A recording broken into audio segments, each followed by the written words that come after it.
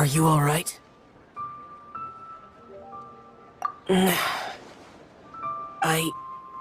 It's hard to describe. It's not that. There were those among the Adepti who loved gatherings and idle chit-chat. Sometimes they would call up a few others for a drink. Even I got dragged along to their gatherings many times. The Adepti all have their specialties, making most of them proud and arrogant. Everything they say is straight from the heart. It never gets too complicated. But this time...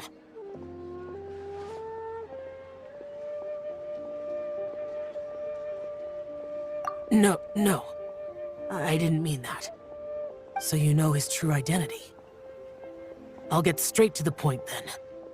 The Animo Archon is a free spirit, and his temperament is as carefree as the music he plays on the flute. It's easy for a god like him to live in harmony with humans, and that's something I might never be able to do. That does sound like something you would say. No matter. I know my circumstances. Whenever I think of the ordinary conversations I've had with you, it feels... strangely novel. Yes. The parlor director went out of her way with the invitation, so it was difficult to turn her down. I had made mental preparations before agreeing to come. She told me that all the guests today would be acquainted with elemental power, and I knew that you would be here. But I didn't expect the other guests to be... General Capisis always said that we should live in the present and enjoy every pleasant surprise. Perhaps that's what I should do with what I'm feeling now. But I think he meant designing clothes for those around him. The clothes were intricately designed, but inconvenient to wear. Brother Bosacius never tried to hide his distaste in front of him. Rex Lapis did like his designs and even collected quite a few. The outfit he wears now was also designed by General Capisis himself. I never saw him wear this during the war. I didn't expect him to start wearing it later. Oh, here you are! I'm not intruding, right? You're not. What is it? Hu Tao saw that everyone's done eating and asked the staff to bring out the desserts. Paimon got so anxious that you weren't back yet that she scarfed down her dessert without the usual slurping and munching. To be honest, I was kind of worried too. You looked a little restless just now, and I thought you weren't used to the food here and was planning to head back to Wangshu Inn for something Yanxiao made. You're worrying too much. Why would I? Anyway, let's head back. Please wait! There's another reason why I came looking for you. Here, take these. I brought them for you. Almond tofu? Yup. Since the Masterful Chef's competition, you could say that Yanxiao and I are not only competitors, but good friends as well. I visit him at Wangshu Inn sometimes to discuss our cooking. I heard him say that the esteemed guest on the roof loves nothing more than a good plate of almond tofu, so I learned a thing or two about the dish from him. I'll be honest, before Hu Tao invited everyone, she secretly came looking for me, told me about the guests she planned to invite, and asked me for some suggestions on what she should order. So I made a few servings of almond tofu for you guys in advance. Take them as a token of gratitude for your support. When I told Guoba that I was making these for you, he started eagerly running around the kitchen and helping a lot too. Thank you for the trouble. There was no need to... I'll take them. Thank you. And Guoba too. You're welcome. Oh, the almond tofu I made probably tastes and feels a little different from the type Yanxiao cooks. Please let me know if there's any improvements I should make. Okay. That's all. Alrighty, we should head back now. We can't keep Paimon waiting.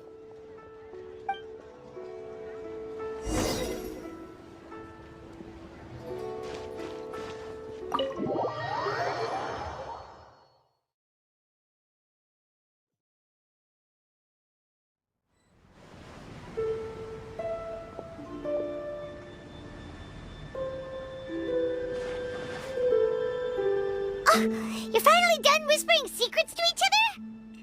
So much for promising Paimon you'll be back soon. How could you say that to Paimon?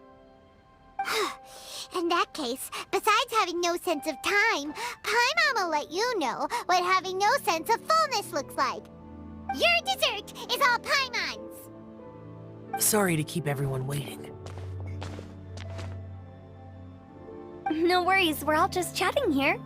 There's no serious business to take care of. Whether we're chatting outside or inside, it's all the same. Paimon's too busy eating to talk to you. But even though we're all well acquainted by now, I think this festive gathering deserves something ceremonious. Oh? Is this some local custom? Nope. This is something I made up so that good luck will be on our side, that's all. Spontaneity is the best choice to make here. Let's use this incense burner on the table. It's been lit for so long now that the incense is running out. I'll leave refilling and lighting the incense to the most distinguished guest among us all. Lighting the incense will signify continuous growth and prosperity in all our endeavors in the new year. I see. Perfect symbolism, as expected of Hu Tao. And speaking of the most distinguished guest here today, I'm sure we all agree that it's Mr. Zhongli. I'm not very familiar with the details of his past deeds, but chatting with him has been a real eye-opener, even for a bard who has traveled all across the world. If knowledge were a form of power, one could even say that you're a wielder of unlimited strength. But when it comes to having a way with words, the notable bard is certainly one cut above the rest. I just happen to have a good memory. It is such an unexceptional skill, yet you made it sound like an unparalleled talent. I am truly impressed. Since we all get to nominate someone...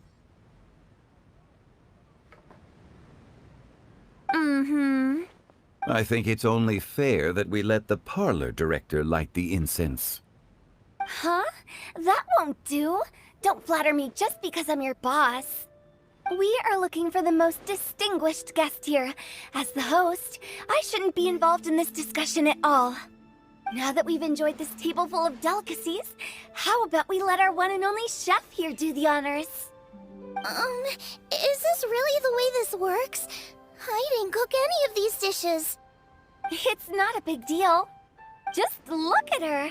Xiangling, the disciple of an adeptus, the stove god's best companion, the winner of the Masterful Chef's competition.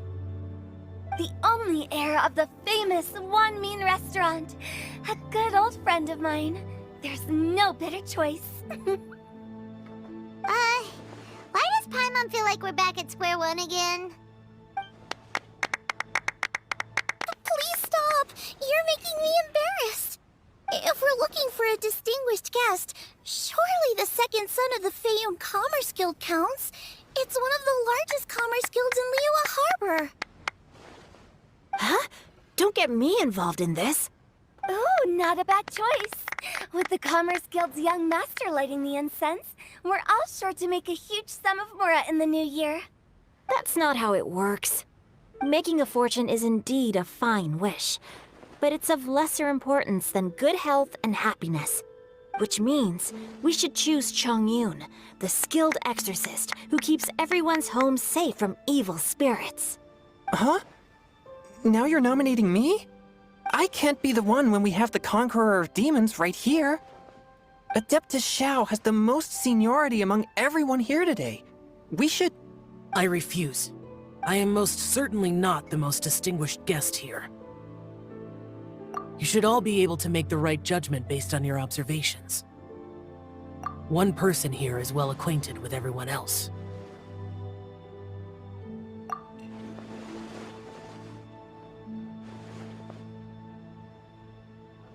Oh, that's right! Even though you're always mocking Paimon, you're still pretty popular with other people. No, wait! Paimon said she wouldn't talk to you again. Huh? Who else is there? Huh? Huh? Does that mean...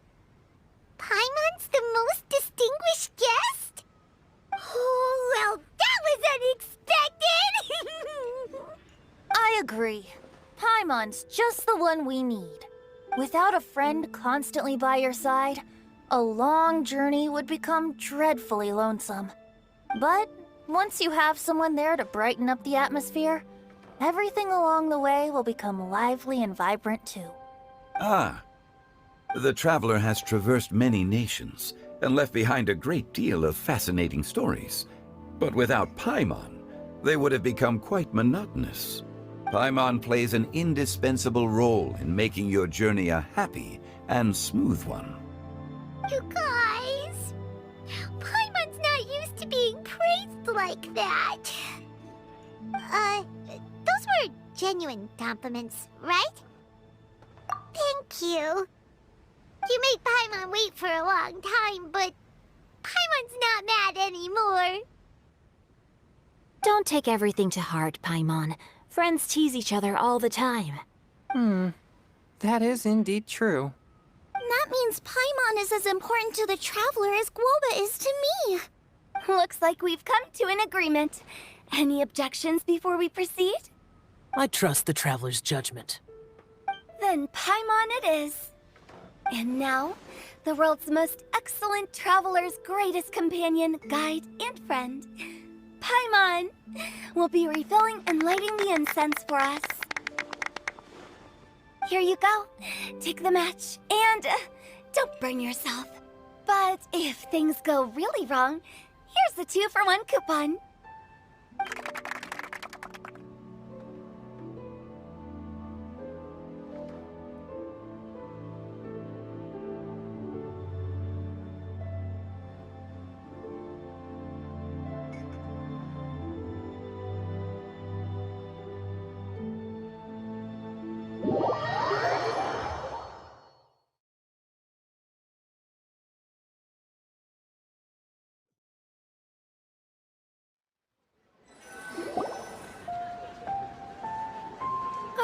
It's getting late.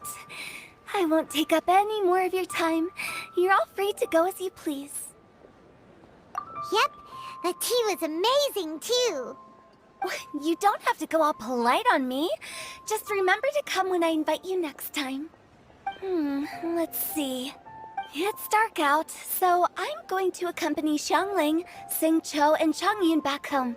As for the rest of the guests, I'll leave them to our consultant. No need. I'm headed towards the harbor to meet a friend on the ship. There's no need to trouble one such as Mr. Zhongli. I think you know the place I'm talking about. Come meet me anytime. It was great getting to know you all. Let's meet again when the spring breeze begins to blow. Bye. Oh, we should write poetry together sometime. We'll catch you all later then.